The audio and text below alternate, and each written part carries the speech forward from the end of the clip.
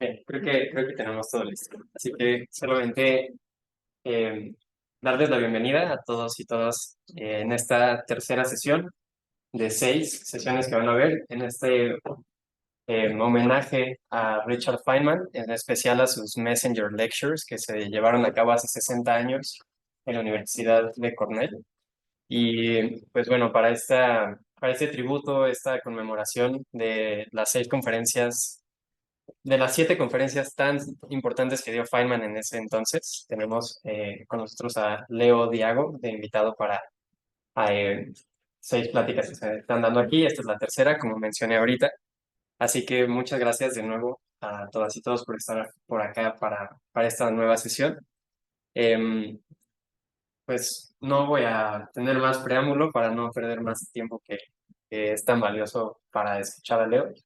Así que les pido un aplauso para darle la bienvenida a Leo. Y pongo el... Vamos a iniciar de manera inusual el tercer episodio de esta serie y nos vamos con algo que, en mi opinión, es una de las mejores cosas que ha hecho Google, que ilustra el recorrido que yo les mostré en la clase anterior, en el encuentro anterior, de las dimensiones en escalas cósmicas y a la escala atómica y subatómica, que es lo que abarca buena parte de las proporciones de falta.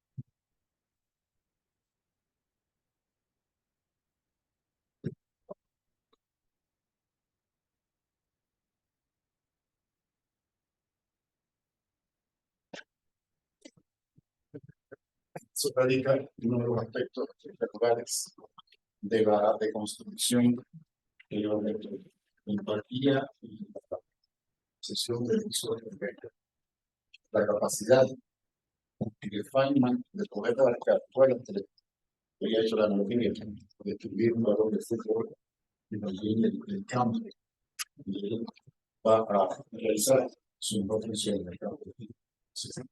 Los centenares de millones de años luz hasta algunos pocos centímetros.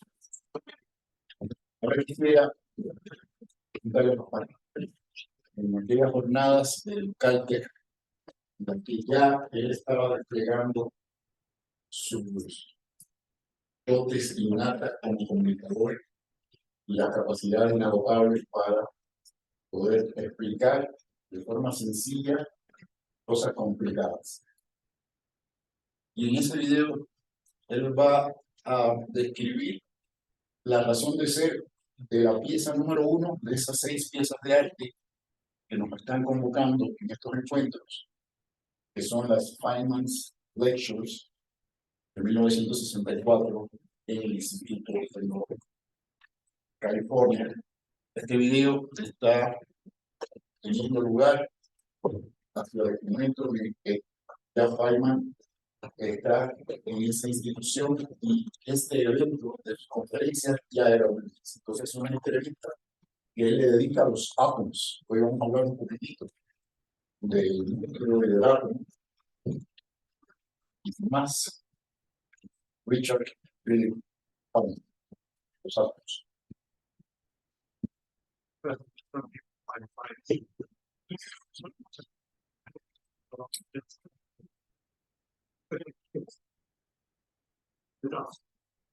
don't know why it is.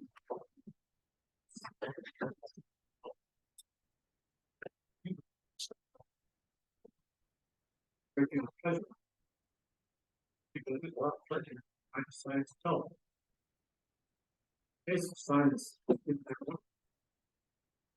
That makes it very difficult. It takes a lot. And it seems really high.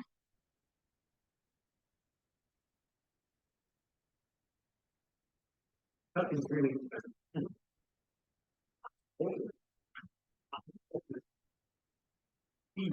the atoms of human. Plus, have coffee. And human great deal of ounce as well. Sure. Doctrines that young. Pain. But the team. Was the adequate object shaped them.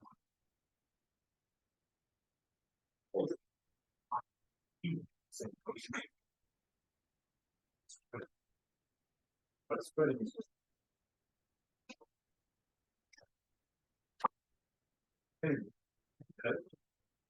brings up another that let's say that the jingle the units slow up and spot. The last and that opens when they come that the things that happen it shapes the irregularly some of those atoms. So as it bounces, it's passing its extra energy, extra motion. The little capsules on the coils bouncing. Now we said this is the coils taking force and the atom coils taking fun. The organization now on a floor now transform all secondary fact. All our motion there.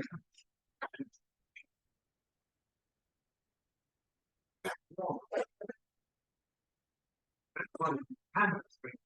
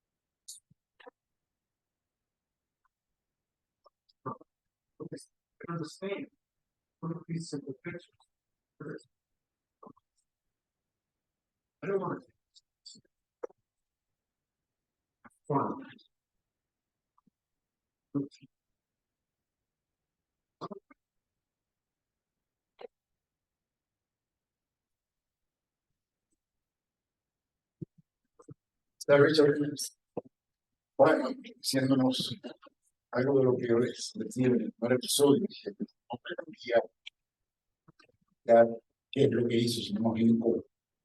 Entonces yo regreso con las dos primeras sesiones.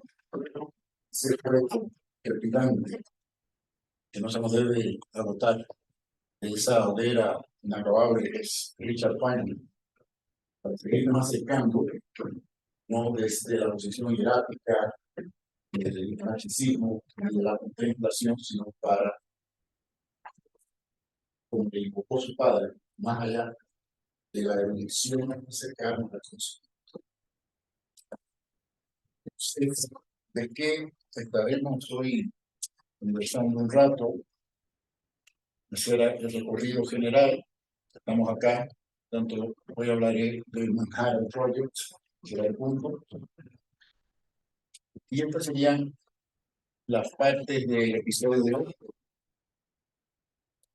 Una primera parte que ya comenzó dedicada a la primera pieza de arte de sus lectures, que fue dedicado a los átomos en movimiento. Esta es la razón del video de la vida anteriormente. Algunas preliminares de las cifras y datos relevantes de este proyecto. La física dentro de la bomba atómica, tratando de acercarnos un poquito de qué está ocurriendo. Y finalmente, algunos aspectos relacionados al trabajo en sí. Esos serían los aspectos de lo que estaremos viendo. Entonces ya la estuvimos viendo en el episodio anteriores. Y por tanto, me detengo en el recorrido de las escalas que empiezan en algunos centenares de millones de años luz y van a terminar en las estructuras del núcleo atómico. Quiere decir que hoy estaremos acá, en estas escalas. 10 a la menos 12 centímetros, que sería la escala donde estamos hoy. Y eso va a reducir a continuación. Entonces, las integrales de camino, haciendo un pequeño recorrido, what is all about es que Feynman, con su mentor en Princeton, tuvieron la finalidad de traer nuevamente a la red las trayectorias que habían sido desterradas por los monstruos de la mecánica cuántica en los primeros 10 años, cuando se empezó a construir el edificio.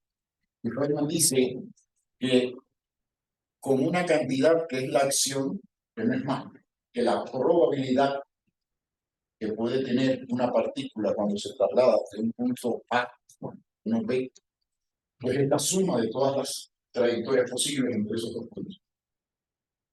Si tomamos entonces la mecánica clásica newtoniana, que comentaba yo en el episodio anterior, como el límite clásico de esta nueva teoría, pues entonces diremos que solo son posibles aquellos caminos entre A y B que estén permitidos por la mecánica newtoniana.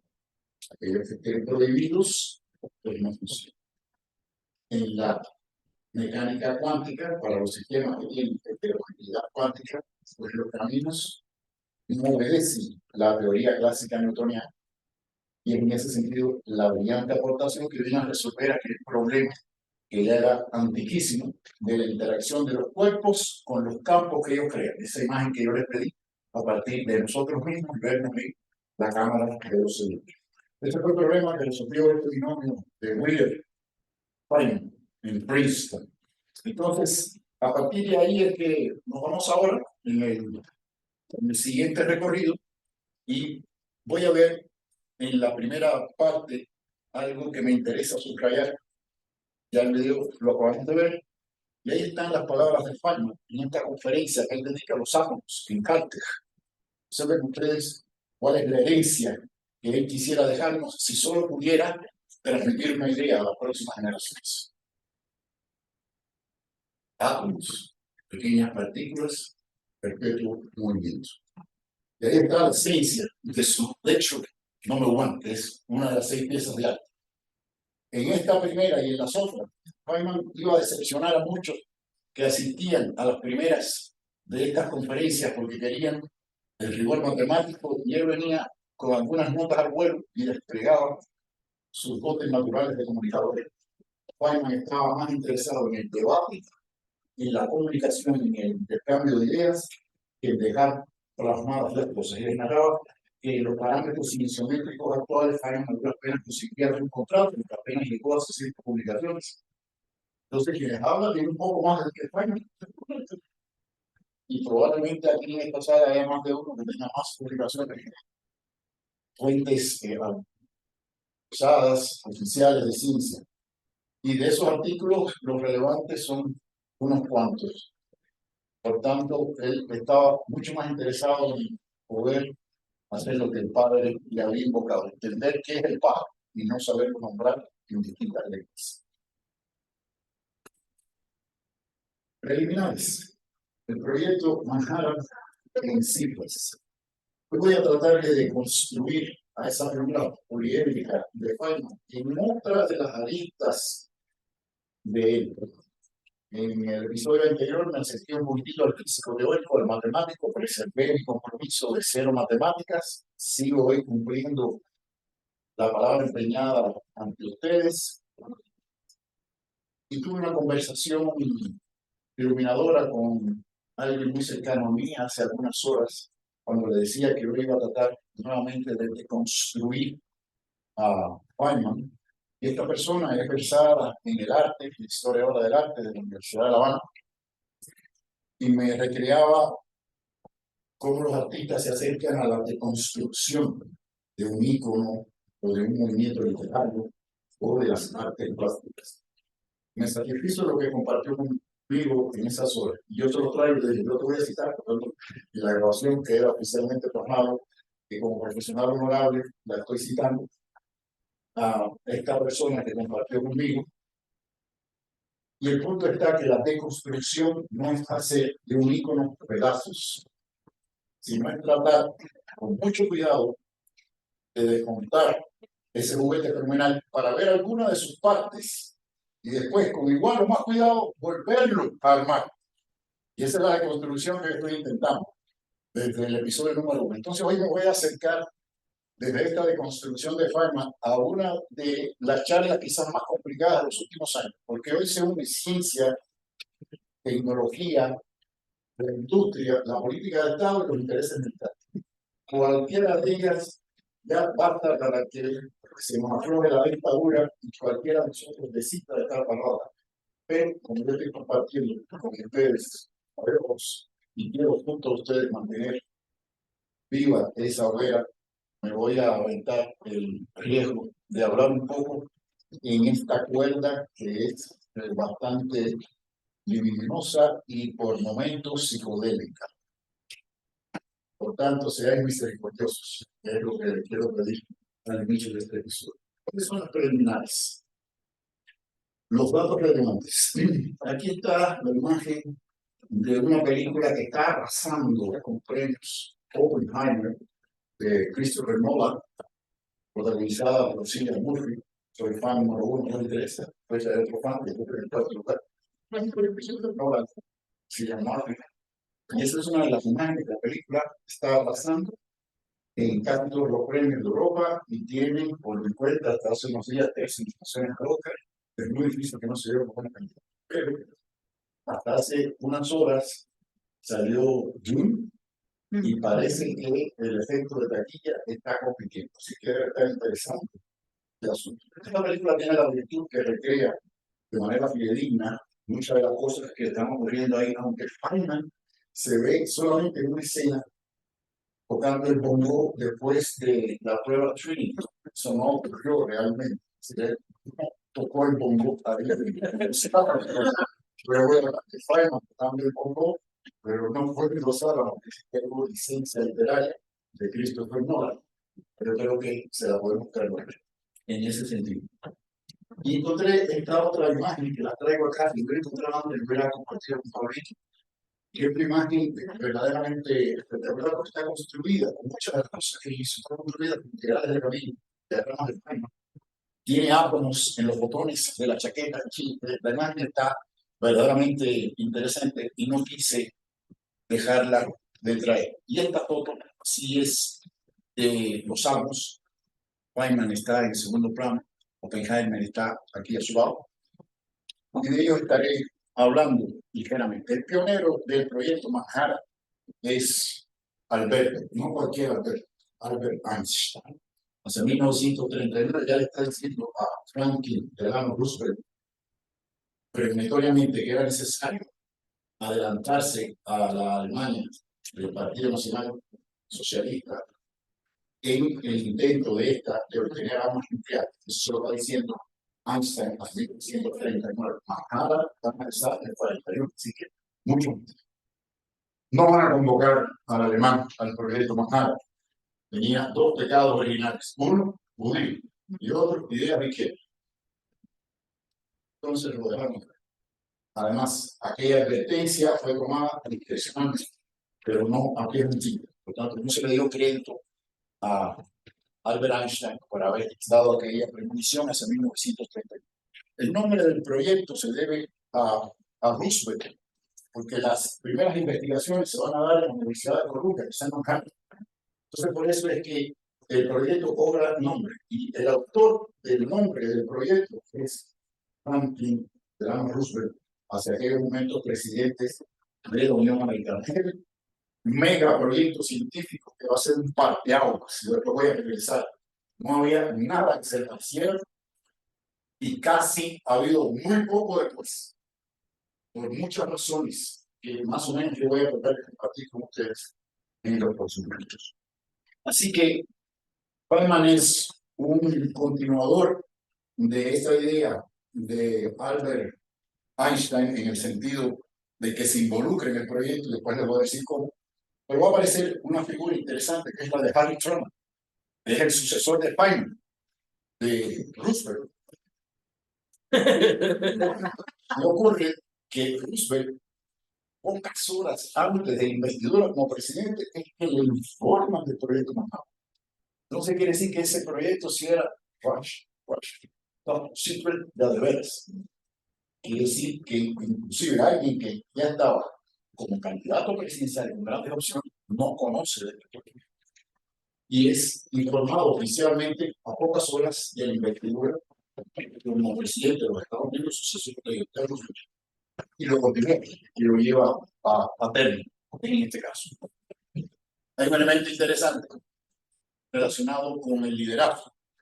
Por supuesto, Estados Unidos es quien va a la cabeza del proyecto, y los partners van a ser el Reino Unido y Canadá.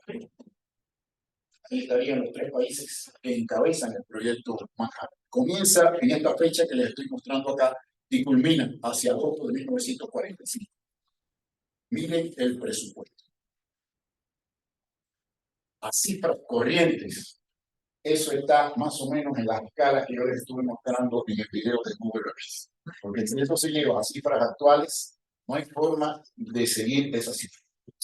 Estamos hablando de 1941 y es $1.000 millones norteamericanos a esa fecha. Entonces, no más palabras, creo que les estoy dando una idea de la cantidad de recursos que se puso a disposición de la ciencia. Eso no hubo nada parecido antes, y después va a haber dos cosas que se parecen y se las voy a mencionar hacia el final. El fundador, jefe y alcalde de ese millorio que se construyó, y ahí la película de Christopher Nolan es casi bibliográfica, es nada más y nada menos que Julius Robert Oppenheimer. Por lo tanto, el fundador del proyecto es el que es invocado por Roosevelt a dirigir el proyecto y es al mismo tiempo el líder científico, no es un jefe administrativo más, y es el alcalde de esa villa que va a reunir una cantidad descomunal de investigadores comunales. Miren ustedes, son 130.000. Hay uno de ellos. Inicialmente no se fue a Los Álamos, pero hay una coyuntura que lo hace irse a Los Álamos, y eso voy a hablar de una jugada maestra de Opie, lo llevar a Los Álamos porque él se estaba resistiendo, quería quedarse ahí con otros que estaban contribuyendo, pero en la Universidad de Columbia. Sin embargo, ya en un momento tempranamente va a Los Álamos. Hay tres prototipos y fueron nombrados así, como los estoy escribiendo acá. Estos dos son los que finalmente se concretaron con la lamentable y dolorosa ejecución hacia agosto de 1945. Pero fueron tres los prototipos, y cuáles fueron las sustancias radiactivas que se usaron fueron distintas. El primero fracasó por el hecho de que el plutonio no era bien conocido, el uranio era un poquitito menos desconocido y menos difícil de poder llevar al proyecto que se quería. Entonces, en esos tres proyectos, la misión de Feynman fue liderar el grupo que hacía cálculo. Es decir, esencialmente, Feynman lo llamaron a él a las matemáticas del electrón, independientemente de sus aportaciones. Feynman lideró el grupo que hacía los cálculos de la bomba como tal y estaba encargado, miren usted, de la seguridad del propio artefacto. Claro, él se encargó de una seguridad mucho mayor porque en ese periodo se encargó de destripar cajas fuertes con menores límites. Y les dejé una sorpresita porque les hablé de una caja fuerte, pero después dije, ¿cuáles? Después se las voy a mencionar. Así que esa sería la responsabilidad de Feynman. Él lideró un grupo de físico. Y Feynman está llegando ahí, es convocado inicialmente casi con 25 años, que ni siquiera el más chiquito de todo lo que se reunió ahí era Feynman. En esa, y los monstruos, ustedes van a ver, aunque probablemente los que asistieron a la película, que han tenido acercamientos con esto Manhattan, saben más o menos quiénes fueron los monstruos que estuvieron alrededor de ese proyecto. Feynman era el de menor edad entre ellos, pero ya había concitado la atención desde el binomio con Wheeler. El problema es que el teorema Wheeler-Feynman ya estaba sumando muy fuerte y las integrales de camino, pues evidentemente tenían un peso muy positivo. Así que eso fue la que él tenía, pero tenía también pasatiempos. Entonces Feynman se dedicó a abrir las cajas fuertes de sus compañeros, es decir, los locks, o sea, los bloques de sus compañeros, dejarlos cerrados y abiertos con las cajas exactamente lo mismo. Y cuando se aburrió de abrir los bloques de sus compañeros, se dedicó a abrir los bloques y a cortar los planos de la bomba. Y le advirtió, como le dieron la responsabilidad de seguridad de la bomba, de que había brechas de seguridad en la caja fuerte. Y cortaron los planos, eso le decía que Feynman ya se estaba estrenando como un hacker en aquellos días, porque lo hacía de distintas maneras. Lo que le ayudaba era su fenomenal memoria y lo que vimos en el video era una impresión. Y lo que me fascina de la figura de Feynman es que es un hombre capaz de ver cosas que los simples mortales no vemos. Y qué manera más elegante de explicar cómo se calienta el café y la taza y el pan. Sí, matemáticas. De aquí entonces vamos nosotros y entonces presentamos las ecuaciones de Tao. Y entonces la presión a través del movimiento browniano, y ahí vamos con las estadísticas de Marco, y la aplicamos, entonces vamos con la realidad, con las cosas y espantamos, sencilla, explica el proceso de la transición de la es algo esencial. Entonces, el hecho de que lo vemos esto es divertido porque exige mucha imaginación. Ahí está, digo yo, la herramienta más fuerte de Feynman, esa imaginación de como entonces yo me doy a mí mismo la idea de que se imaginaba las cajas abiertas, las cajas abiertas. Entonces, yo, el hecho de abrirla era ya la concreción de lo que él se imaginaba que podía ser. Sus habilidades, recuerda con Gloria Candé que él construyó su propio taller en casa. Entonces, él ahí adquirió algunas habilidades de trabajar con herramientas y evidentemente era un maestro, además de la memoria, con la capsula, y con eso abría las cajas fuertes, los bloques de sus compañeros. Llegó un momento en que ellos dejaron de molestarse porque no tenía sentido, porque de esta manera se abría. Y ese aspecto verdaderamente se divirtió bastante. Por esa razón él fue acusado, él estuvo bajo sospecha de ser un espía soviético, por el hecho de que estaba en este pasatiempo, y que pasatiempo alcohol, las cajas fuertes que tenían los planos, y tenían muchas entradas y salidas de los salones. Pero quien sabía verdaderamente por qué entraba y salía, sobre todo los fines de semana, era Julius Robert Oppenheimer. Iba a visitar a la que fue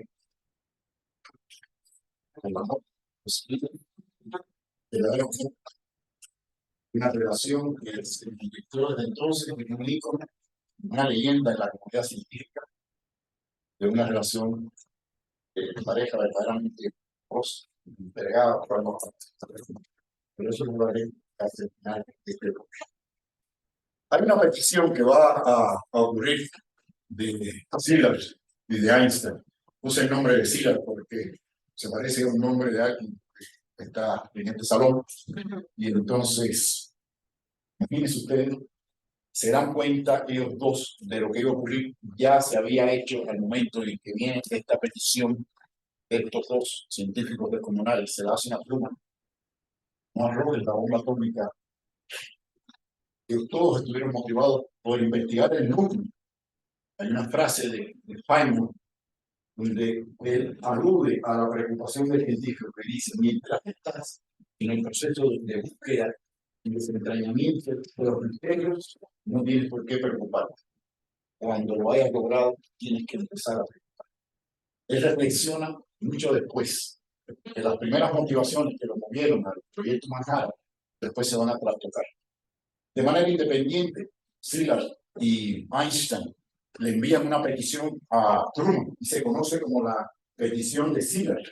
La petición es denegada, porque además del tamaño descomunal de estos dos científicos, tenían dos pecados originales.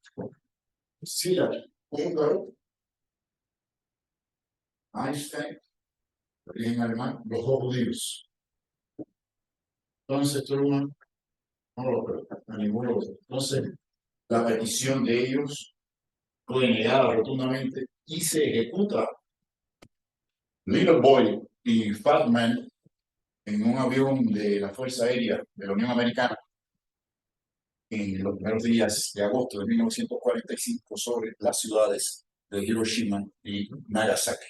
Por el impacto de la bomba murieron 140,000 más por la radiación.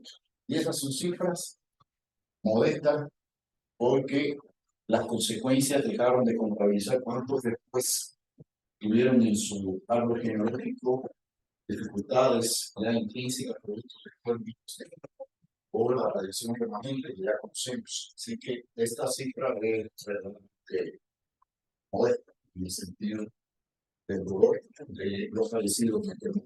Pero vienen dos notas que pueden ser interesantes de este intercambio, en el sentido de que quiero mostrar después cuáles son las balas de la bomba atómica. Y hay dos momentos hilarantes. Uno de ellos es la realpolitik. A la fecha, ahora Estados Unidos, Japón y Alemania son aliados. Integran el grupo de los 7. Es decir, aquellos sujetos de Hiroshima quedaron detrás. Una de las cosas que murieron a Sila y a Einstein a hacer la petición es que ya Alemania había capitulado. Eso ocurre el 8 de mayo de 1945. Entonces, 15 antes de la bomba atómica, ya Alemania, que era el principal contrincante de Goebbels, el Reichstag, había sido coronado con la bandera del ejército nazi. Y solo quedaba abierto el frente del Pacífico, donde estaba Japón, beligerante todavía. Y es que vienen estos dos eventos verdaderamente cataclísmicos y de un terror inigualable. Japón va a capitular al día siguiente de la segunda bomba y 18 días después de la primera, Adolf Hitler se suicida en su flamante búnker. Ahí no había terminado mucho antes de que se detonaran estas bombas, pero aún así se ejecuta esto. Y la realidad política de nuestros días demuestra que es posible pasar esa página de ahora estos tres países en lados opuestos, uno de ellos evidentemente masacrado por el primero y el otro en el lado opuesto, ahora son aliados. La otra parte es la leyenda icónica de Aline Greenbaum y Richard Feynman. Están enamorados, se comprometen, hacen el pacto de la Cruz de Nácar. Se juran no amor eterno, sino por 150 años. Aline enferma de tuberculosis en aquel momento, de tal, no había manera de curarlo, y aún así Feynman la pide el matrimonio, ella acepta, se casan, estando ella allá, sentenciada de muerte. Y hoy viene la maravillosa jugada entendiendo ese lazo que no responde a los nombramientos ni no es sujeto a los cálculos matemáticos. Y traslada a un sanatorio cerquita de Los Álamos. Y entonces ya Feynman decididamente se va a Los Álamos. Las escapadas de Feynman el fin de semana era a ver a Berlín. El intercambio epistolar entre ellos dos es verdaderamente. Feynman va a cambiar mucho después del fallecimiento de Aline. Toda esa otra parte poliédrica que yo voy a dejar hasta el final, voy a consultar muy bien cómo la presento, que hay aspectos verdaderamente que pueden ser antídotas de Feynman, van a surgir después del fallecimiento de Aline Greenbaum. Una leyenda icónica, una muerte para recordar. ¿Cuál es la física que está dentro de la bomba atómica? Sin ecuaciones. Ustedes ven, debe quedar en algún lugar. Aquí se las estoy mostrando en imágenes. Partículas que estén aceleradas y un núcleo de un material que tenga la capacidad de fissionarse, por tanto, de dividirse. Ese sería el once upon a time en esa historia. Claro, ahí en la figura bonito, la historia es poderlo acercar, que ocurra controladamente lo que va a venir después. Ese sería el reto.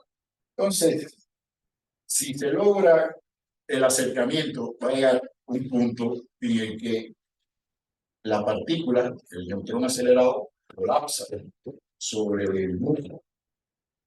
Y ese colapso va a provocar un efecto tremendo. Ya eso es la bomba atómica, solo que es en escalas de 10 a la menos 10. Entonces estaría en la escala del átomo. Ahí está el núcleo explotando, pero contenido en 10 a la menos 10. Él está en 2 órdenes más chicos, él es 10 a la menos 2. Yo cuando le comparo estas dimensiones a mis estudiantes, pues les hago ver que es tremenda la distancia que hay entre 2 órdenes de magnitud. Es enorme esa distancia que ocurre entre esos 2 órdenes de magnitud. Si, por ejemplo, nosotros tomáramos y lleváramos un nanosegundo, esto es 10 a la menos 9 del segundo, que son las escalas de tiempo en que están ocurriendo estas cosas. Ocurren en esas escalas los 2 órdenes más chicos, pero en un nanosegundo un átomo puede oscilar esos movimientos que hablaba Feynman 100 veces. Y recorre una distancia que es una micra, 10 a la menos 6 de la unidad. Eso todavía puede estar en sánscrito, quizás en sánscrito antiguo, en el entendido de quizás en el salón hay que dominar el sánscrito moderno, pero lo voy a restaurar. 10 a la menos 9, 10 a la menos 6, un factor de escala de 10 a la menos 3. Ahora voy a reescalar en nuestras dimensiones. ¿Qué pasaría en nuestras dimensiones en un nanosegundo si lo reescalamos? Un átomo da un paso de una micra. Uno de nosotros da un paso, yo voy a poner un paso mío, teniendo en cuenta los pasos que doy cuando corro, 1 metro. Y lo voy a reescalar con el factor de escala 10 a la 3. Entonces 1 metro se convierte en 10 a la 3 por 1 metro. 1 kilómetro. Entonces quiere decir que en 10 a la menos 9 segundos, si utilizamos el mismo factor de escala, nosotros nos trasladamos 1 kilómetro. Es por eso que él en 1959 pronuncia esa frase, there is plenty of place at the bottom, que va a ser motivo del próximo episodio, no os perdáis ese episodio, que voy a tratar de desplegar toda la caballería en todo lo que ocurre en el fondo que de las escalas atómicas y subatómicas. Esto es una probabilidad. Regresando entonces a la gráfica, les decía de que esto ya es la bomba atómica en esa escala. Entonces, esta bomba atómica en esta escala, que es el núcleo, en este caso, viene a ser el uranio 235, ese número sería su número atómico, se está dando la cifra de qué cantidad de electrones y de protones puede tener, y entonces estarían los isótopos. Es decir, aquellas entidades que teniendo la misma cantidad de estas 2 partículas tienen distinto número de neutrones. Los neutrones son el pegamento. La partícula se llama gluón, con que se comunican los nucleones. Gluón por el vocablo en inglés glue, pegamento. Entonces, en otras palabras, cuando estas partículas están interactuando, lo que hacen es hablar en gluones. Y nosotros, cuando estamos sentados y el campo gravitatorio no nos deja levitar, sino nos pone sentados, estamos hablando con el campo gravitatorio en gravitónico. Las partículas se llaman gravitónicas. No las han levitado perfectamente porque están prehechas. Y los electrones que van por el cableado y nos dan luz intercambian entre sí fotones, que hablan en fotones. Entonces, los resultados de esta explosión a escalas atómicas pueden ser dos partículas, el criptón y el barro, que desprenden otros neutrones que más adelante van a hacer algo parecido, van a volver a chocar con otros núcleos también radiactivos. Estos, ni cortos ni perezosos, van a volver a explotar, van a volver a generar otras partículas residuales igual, que pueden ser núcleos a partir del núcleo blanco, donde se produjo el choque. Estos serían los núcleos productos del choque, que se vuelven a producir. Y si eso continúa, entonces los físicos decimos que ha ocurrido una reacción en cadena. Esa reacción en cadena, finalmente, macroscópicamente hablando, es la bomba atómica. Esta foto corresponde a la prueba Trinity, que se hizo con una de las dos que finalmente se llevó a ejecución. Así que es el what is all about, la física dentro de la bomba atómica. Así funcionaría desde el punto de vista de la física nuclear, el fenómeno de la fisión nuclear. Me detengo ahora a comentarles algunos aspectos, y como yo voy a cerrar, del propio proyecto, es decir, el working on it, de algunos de los aspectos que les he tratado. Feynman va a ser invocado por Bob Wilson, un compañero de Princeton, hace 1939. Ya ven en Feynman una mente brillante y le dice,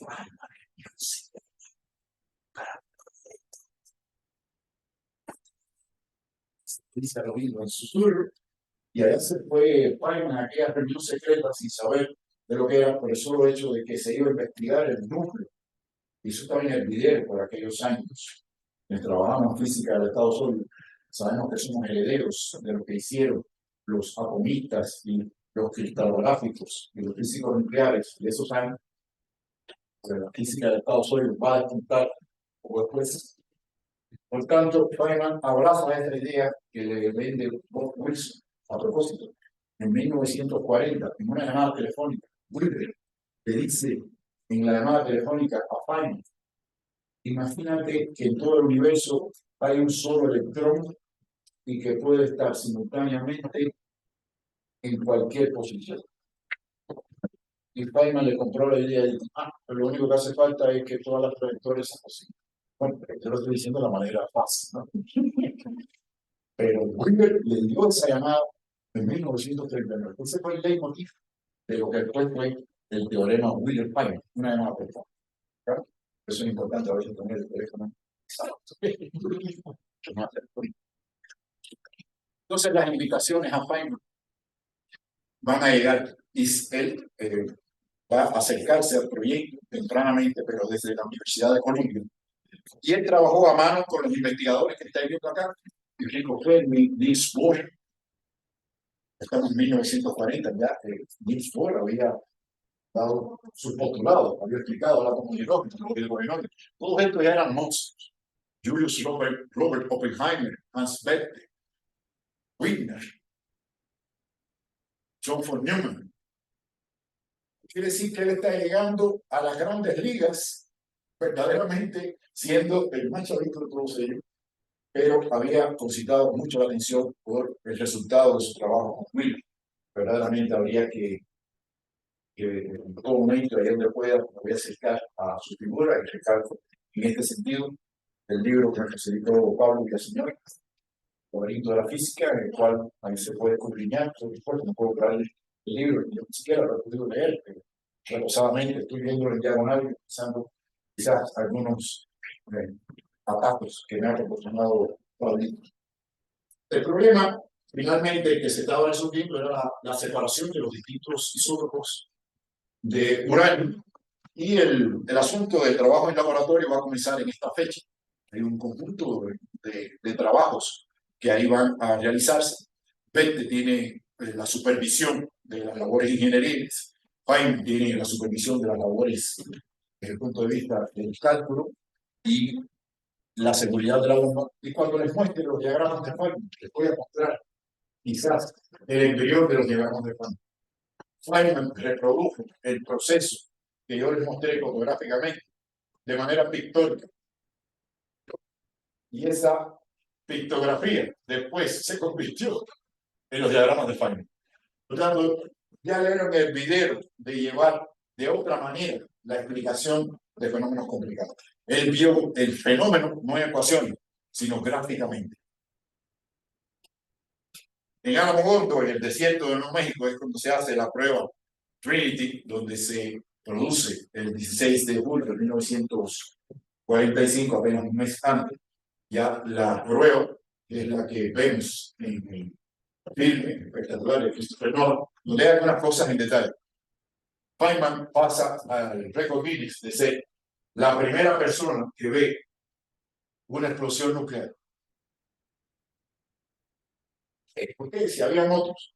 Resulta que Opie se aseguró de que todos estuvieran detrás de todo el valladar, que es también bibliográfico, muy riguroso la película, con gafas de protección. Y Feynman se preguntó, ¿qué es lo que va a salir de ahí? Radiación, ¿de qué tipo? Fundamentalmente ultravioleta, es la más peligrosa. A la distancia que me voy a poner, ¿qué me puede hacer la radiación ultravioleta? Prácticamente nada si me coloco detrás de los vidrios de un coche.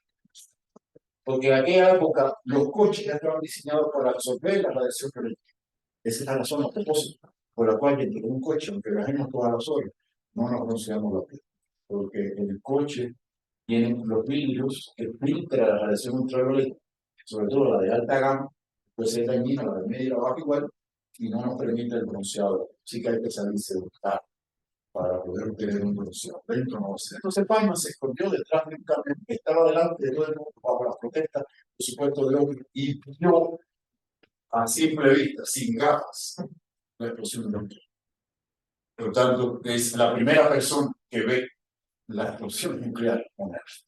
Ese es Richard Philip Feynman, como resultado de su imaginación. Arriesgó, sí arriesgó, pero no lo hizo también Faraday, con su jaula.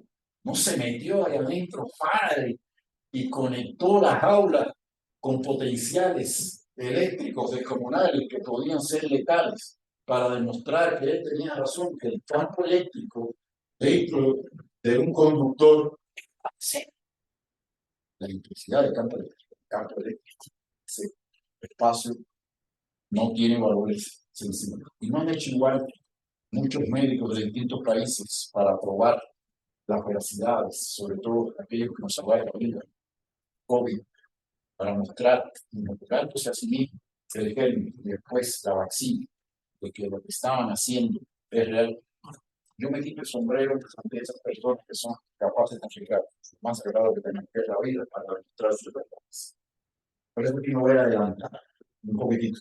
Cuando a Feynman le otorgan el premio Nobel en 1965 por la electrodinâmica cuántica, ya les he dicho que no soy solamente yo, varios compartimos la idea de que pueden haber dado el premio Nobel por el integral de camino, por el principio de acción mínima de estos ámbitos, pero él lo perfeccionó, por la superfluidez de ley, en fin, por ser un percusionista del bongo y de la percusión brasileña. Por eso también, parece que se disputaba.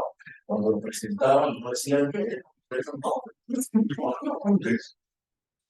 Así que Feynman va a tener esa virtud descollante que estoy compartiendo ahí con ustedes en este proyecto. Y durante todo este periodo de las investigaciones se van a desplegar muchas de estas facetas que él tiene como investigador. Entonces, con esto les quiero al final compartir estas palabras de él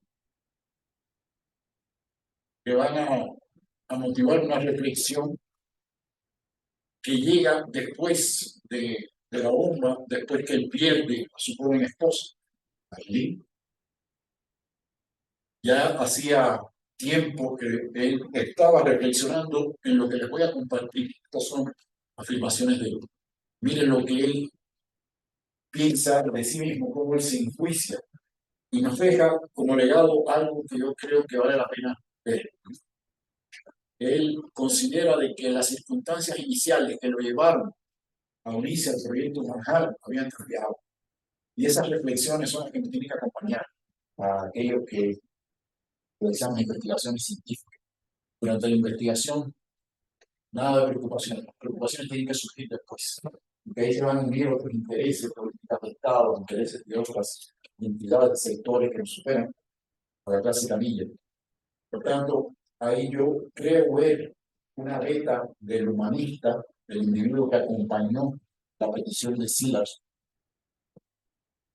cuando se realiza la comunicación a los Álamos, que había sido ejecutada la primera parte del proyecto, por tanto, el hecho de que había sido lanzado en Hiroshima y que hay un folclore, eso también se recrea en la película. Feynman no hizo,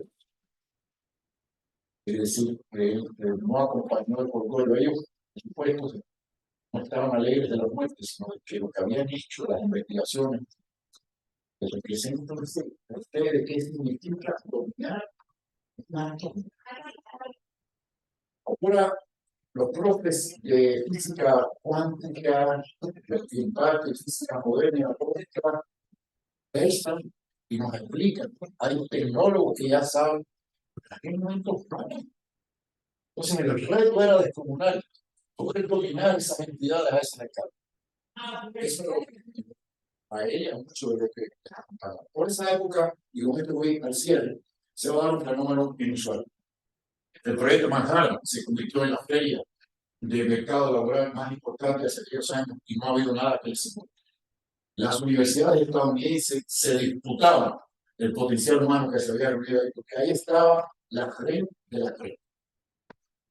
No había en el planeta Tierra otro punto que por aquellos años pudo concentrar a una sapiencia de tal envergadura. Y Feynman estaba recibiendo ofertas de todos lados. Empezó a recibir salarios sin haber firmado contratos laborales.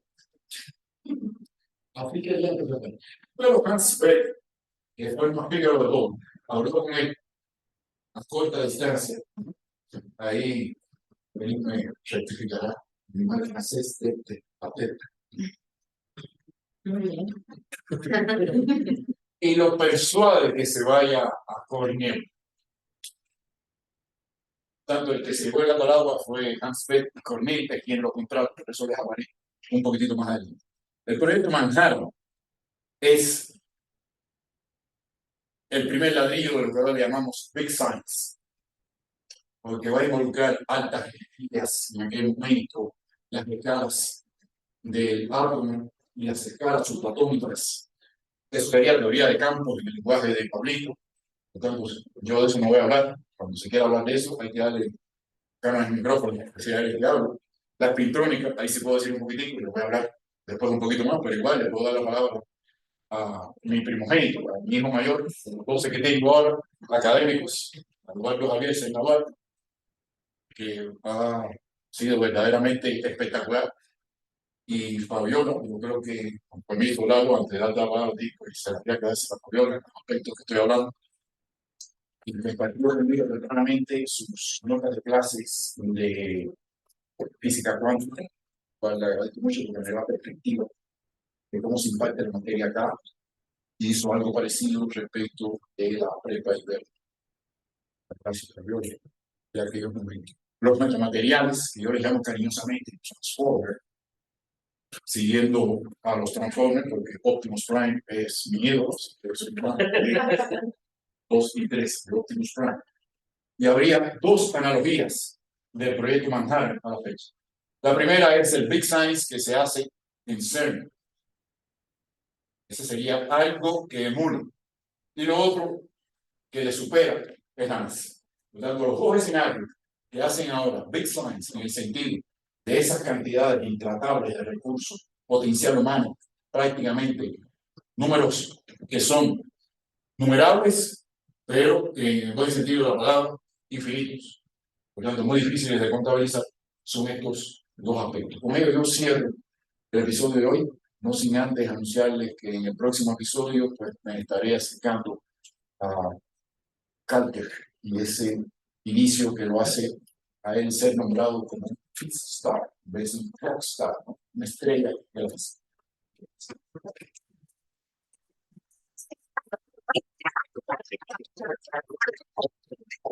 Una pregunta, hacer un comentario, agregar algo.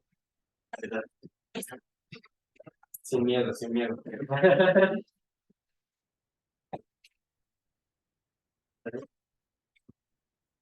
Yo sí, pero no tiene, o sea, tiene que ver, pero no con eso. ¿Qué es las pinturas? No te pierdas el episodio de una de las charlas, marido, que aparece en el cartel que hizo Pablito, que dice 20 room at the bar. Ahí voy a hablar de las pinturas. Resulta que es, siendo mal y rápido, manipular una propiedad de algunas partículas que no tienen analogías en las escalas macroscópicas. Esa propiedad se llama spin. Pues, si es que tuviste el anterior, como me enseñó mi maestro de mecánica cuántica, un judío, eso es spin. Eso. No sé, yo debería haber entendido eso. Entonces resulta de que científicos, después tecnólogos, que aprendieron a manipular esa propiedad.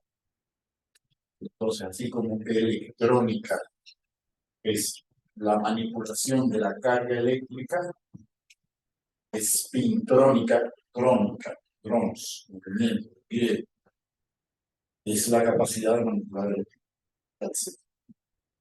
El augurio de que en algunos años, ya eso no es una contribución mía, van a desaparecer los cartelitos de las plazas comerciales electrónicos y van a aparecer los cartelitos electrónicos. Para aquellos mortales que no han asistido a esta charla, han ido a las clases de sus maestros, pues será caja negra, irán ahí y comprarán lo que haga falta, pero muchos de nosotros sabremos de qué se trata eso. No sé si ha respondido a tu pregunta. Sí, muchas gracias. A más que te expliqué, más o menos esa es la intención, para que no te pierdas el episodio, donde voy a hablar un poquito más de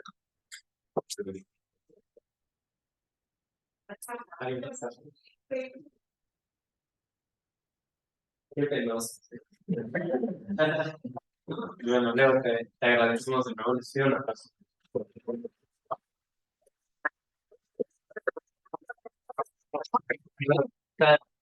Así que por acá los esperamos. Mientras tanto hay café, galletas, así que con eso no sean tan penosos como las preguntas. ¿Verdad?